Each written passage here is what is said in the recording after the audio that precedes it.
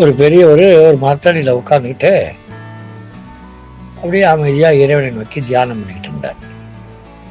அந்த பக்கமாக ஒரு இளைஞன் மாணவன், படிச்சிருக்க மாணவன் வந்தான். அவன் பெரியவரை பார்த்து, ஐயா பெரியவரே, ஏன் உட்காந்துக்கிட்டே தூங்குறீங்க, நல்லா படுத்துக்கிட்டு தூங்கலாமே என்று சொன்னான். உடனே அந்த பெரியவர் சொன்னார், தம்பி நான் தூங்கலை, இறைவனை நோக்கி தியானம் பண்ணுறேன் அப்படின்னு சொன்னார். இல்லை, இறைவனை நோக்கி தியானம் பண்ணுறீங்களா? ஆமாம், அந்த இறைவனை நீங்கள் பார்த்துருக்குறீங்களா? இல்லைப்பா பார்க்கட்டமா முயற்சி பண்ணுறேன். இறைவனை நீங்கள் கேட்டிருக்கிறீங்களா?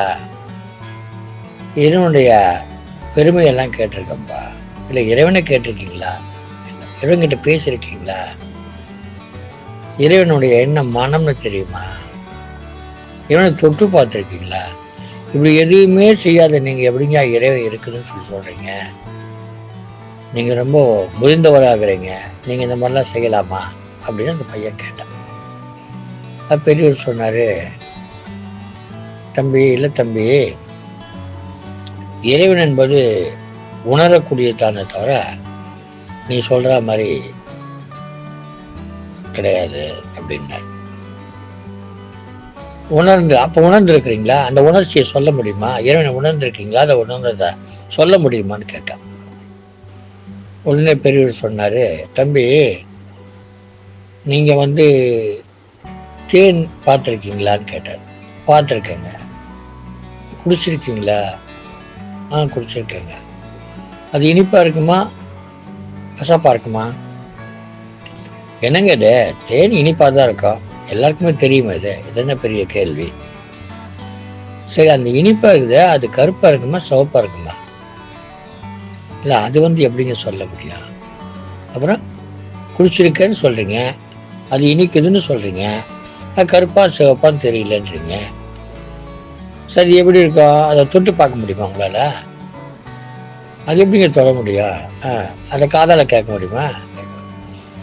இதெல்லாம் செய்ய முடியாத போது அப்புறம் என்னப்பா, எப்படிப்பா அது தேனை குடிச்சேன் அது இனிப்பா இருந்ததுன்னு சொல்றீங்க?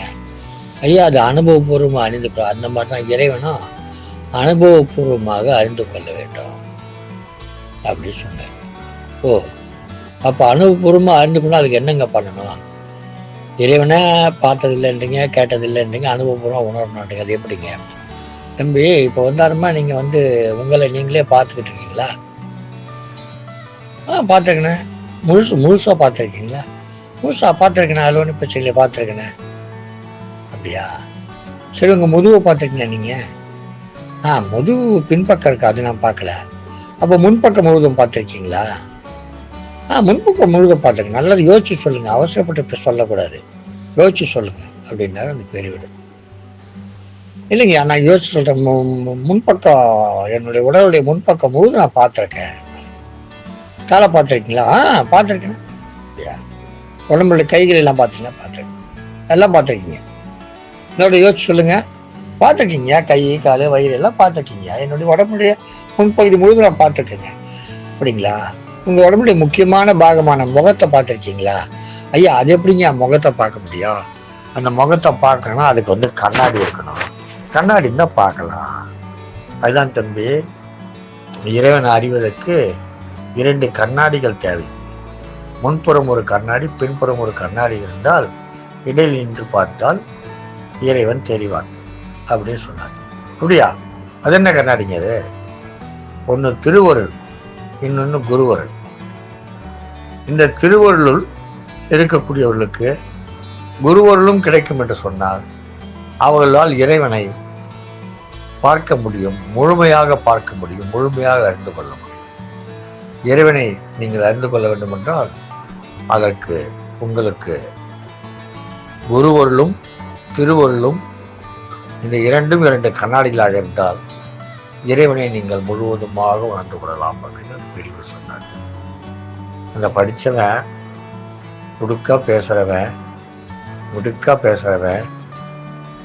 அவன் அப்படியே விக்கிச்சு போய் நின்றுட்டான். ஐயா, நீங்க யாருங்க ஐயான்னு கேட்டேன். அப்போ அவர் சொன்னாரு, என் பேர் திருமூலன்னு பேருப்பா அப்படின்னு சொன்னாரு. ஐயா நீங்க தான் திருமுருகா, எனக்கு தெரியாதுங்க ஐயா அப்படி சொன்னார். அப்போ அவர் ஒரு பாடல் சொன்னார். அது என்ன பாடல் பார்ப்போமா? தேனுக்குள் இன்பம் கருப்போ சிவப்போ வானுக்குள் ஈசனை தேடும் மதியிலீர் தேனுக்குள் இன்பம் செறிந்திருந்தாற்போல் ஊனுக்குள் ஈசன் ஒளிந்திருந்தானே.